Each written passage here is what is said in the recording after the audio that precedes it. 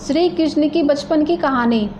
कृष्ण जन्म वासुदेव ने अपने 8वें पुत्र को नंद और यशोदा की पुत्री के स्थान पर रख दिया और उस नन्ही बच्ची को लेकर वापस आ गए। जब कंस वहां पहुंचा तो वासुदेव और देवकी ने उससे कहा, इसे छोड़ दो, ये तो लड़की है। पर कंस नहीं माना। उसने उस बच्ची को जमीन पर पटक दिया, पर वो बच्ची जमीन पर नहीं गिरी, उसने एक अलग ही रूप धारण कर लिया। कृष्ण का बाल्यकाल। कृष्ण माखन चुराया करते थे और माखन ही गोप गोपियों की आजीविका थी। ऐसे में वे कृष्ण की मां से शिकायत करती थी, पर कृष्ण मासूम बनकर उन्हें फिर से मना लेते थे। कृष्ण की मधुर मुस्कान। कृष्ण के सांवले होने पर भी हर कोई उन पर मुग्ध था, इसलिए था क्योंकि वे हर समय मुस्कुराते रहते थे।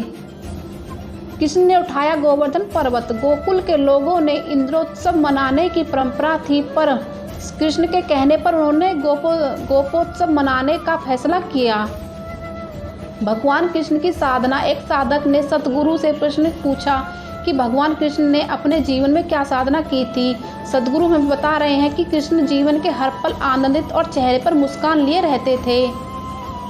यही उनकी साधना थी। इसके अलावा वे हमें उस साधना के बारे में भी बता रहे हैं जो कृष्ण ने गुरु संपदिनी के सानिध्य में की थी। कृष्ण का ब्रह्मचार्य और उनकी लीलाएं। भगवान कृष्ण ने गोपियों के साथ रास लीलाएं रचाई थी, पर फिर भी उन्होंने कुछ वर्ष ब्रह्मचार्य का जीवन जिया। सतगुरु हमें बता रहे हैं कि ब्रह्मचार्य का जीवन जीने का मतलब है मैं और तुम का फर्क न होना। कृष्ण में ये गुण बचपन से ही था, जब उन्होंने माता यशोदा को अपने मुख में पूरे ब्रह्मांड के दर्शन कराए थे। जरासंध और शिशुपाल का अंत। शिशुपाल कृष्ण की बुआ का बेटा था। उसे कृष्ण से बहुत ईर्ष्या थी और वो हमेशा कृष्ण को अपशब्द कहता रहता था। कृष्ण ने वचन दिया था कि वे उसकी 99 गलतियां माफ कर देंगे, पर एक और गलती करने पर वे खुद को नहीं रोक पाएंगे। एक दिन शिशुपाल भीष्म और उनकी माता गंगा के बारे में अपशब्द कहने लगा और वो उसकी 100वीं गलती थी। श्री गला वासुदेव का अंत।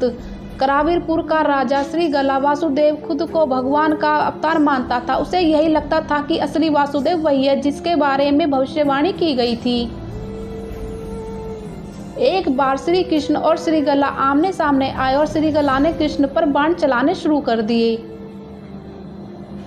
कृष्ण ने इशारे से उसे समझाना चाहा, पर वो नहीं माना। आखिरकार कृष्ण ने सुदर्शन चला दिया। कृष्ण और सबैया।